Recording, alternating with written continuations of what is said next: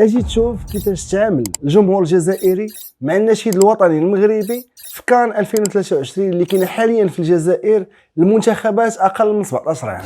تعال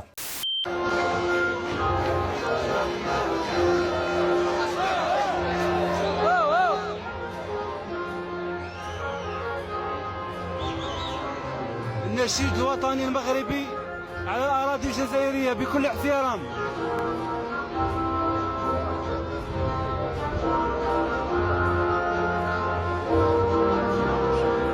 بكل احترام الشعب الجزائري، الشعب الجزائري يحترم النشيد المغربي هو الحمد لله بكل احترام بكل احترام.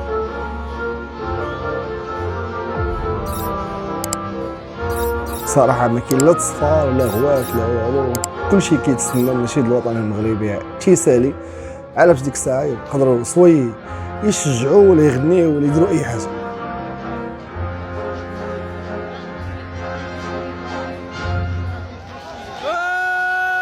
برافو.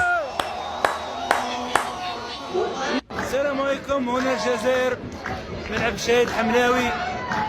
جينا اليوم باش نشجعوا المنتخب المغربي الشقيق. روحي شنو نديروا اليوم؟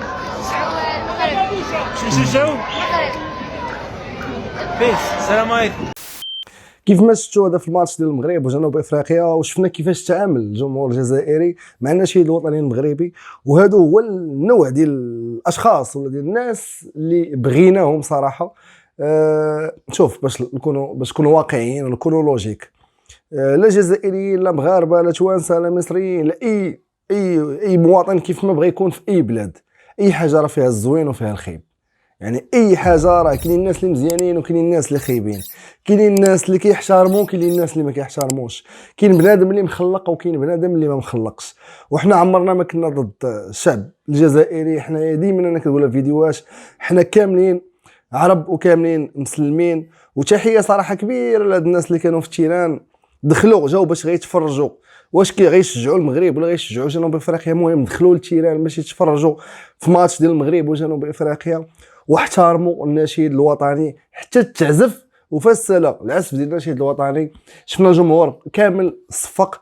وهذه هي الروح الرياضيه، وبعيدا عن السياسه وبعيدا على اي حاجه اخرى، لحقاش الرياضه اول حاجه تربيه واخلاق. وكنبغي نعاود نشكر هاد الناس هادو بزاف، وتحيه صراحه من القلب فريمون. اللقطه اللي تيراتني ديال بصح، وبغيت نبارطاجيها معاكم باش نبينوا بان راه ما كاين بيناتنا، يعني ما بين الشعب المغربي والشعب الجزائري ما كاينش بيناتنا لا حقد لا غبينه لا حسد لا حتى شي حاجه. حنا في الاخر كنبقاو جيران وكنبقاو خوت، كنبقاو عرب وكنبقاو مسلمين.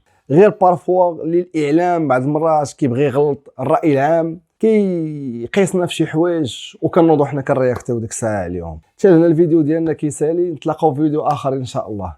تهلاو.